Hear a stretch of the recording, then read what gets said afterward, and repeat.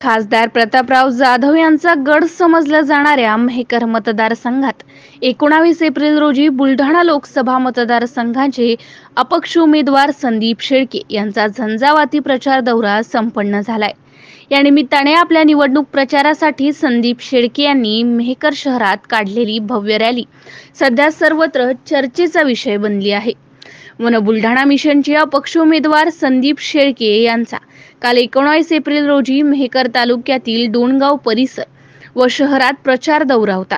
या दरम्यान रात्री मेहकर शहरातील भव्य रॅली पाहता संदीप शेळके यांना मतदारांचा प्रचंड प्रतिसाद मिळत असल्याचे दिसून आले।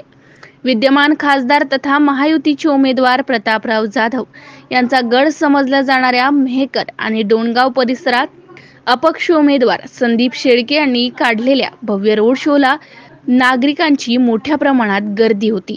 त्यामुळे जिल्ह्यात राजकीय समीकरण बदलण्याचे संकेत या निमित्ताने दिसून आले आहेत। वन बुलढाणा मिशनच्या माध्यमातून जिल्ह्यात विविध उपक्रम राबवून त्यातून अनेक तरुणांना रोजगाराच्या संधी संदीप शेळके यांनी उपलब्ध करून दिल्या आहेत।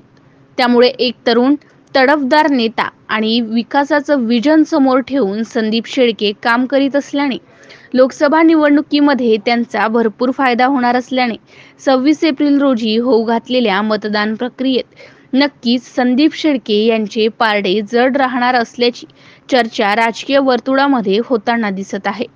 MCN न्यूज मराठी करिता रवींद्र शेगोकार, बुलढाणा। मिळून देण्यासाठी तुमचा हक्काचा प्रतिनिधी म्हणून मी कायम प्रयत्न करेल, कायम काम करेल हा शब्द तुम्हाला देतो।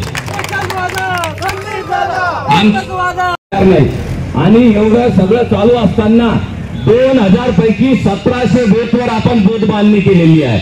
1700 बूथवर आपले बूथ एजंट आणि बूथ कमिटी आहेत। म्हणजे एका निवडणुका ताकदीने लढा।